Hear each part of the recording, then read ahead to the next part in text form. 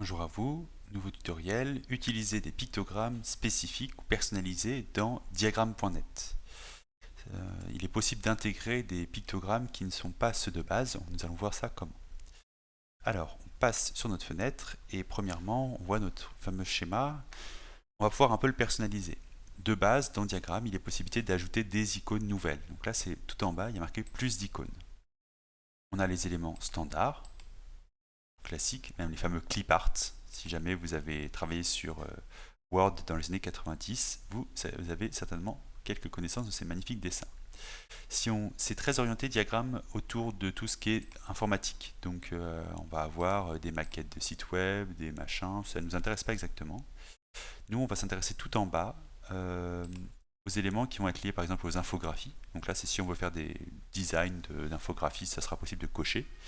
Mais par contre, on s'intéressera soit aux icônes web, bon, pas sûr, hein, c'est pour les marques des applications web, ou aux signes. Et c'est ça qui va nous intéresser plus précisément. On va pouvoir intégrer différents signes dedans. Donc là, je vais cocher signe et appliquer. Et de base, je vais pouvoir avoir d'autres éléments sur les signes et des éléments plus jolis que nos petits personnages de fil de fer.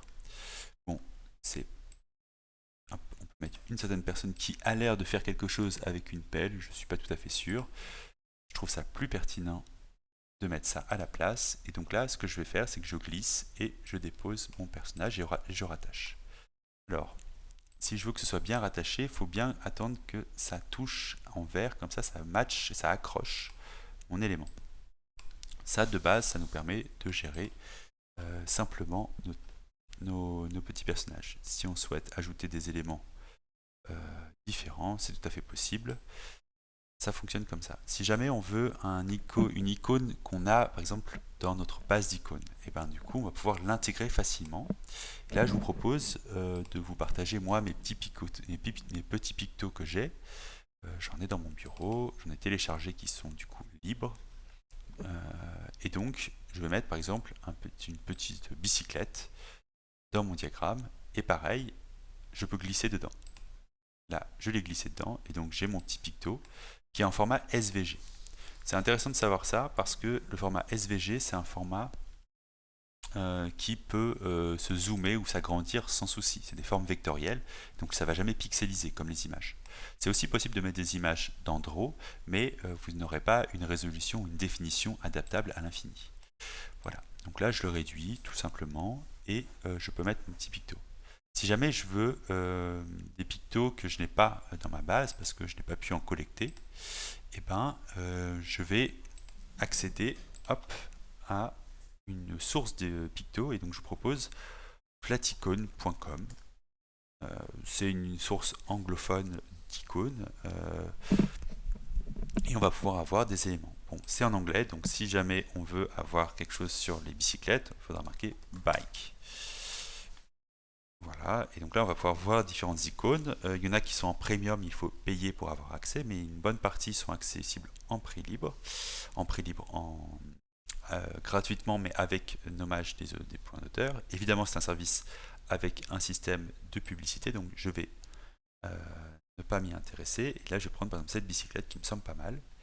Je peux cliquer dessus et je vais le prendre en SVG, comme on a dit, c'était le format recommandé.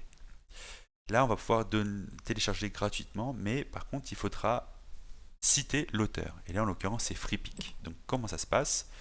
Je télécharge transport, j'enregistre ça sur mon disque dur, j'accède à mon dossier de téléchargement, j'ai transport.svg qui est apparu, je peux glisser ça dans ma fenêtre qui va bien.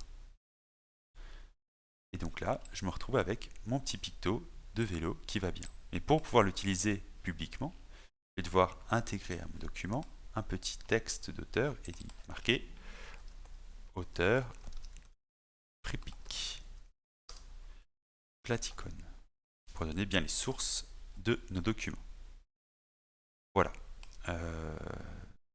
On en arrive là pour au niveau de la citation. Si vous voulez avoir accès en libre, sans citation, les documents, donc vraiment utiliser les icônes en domaine public, il faut souvent payer un droit d'accès.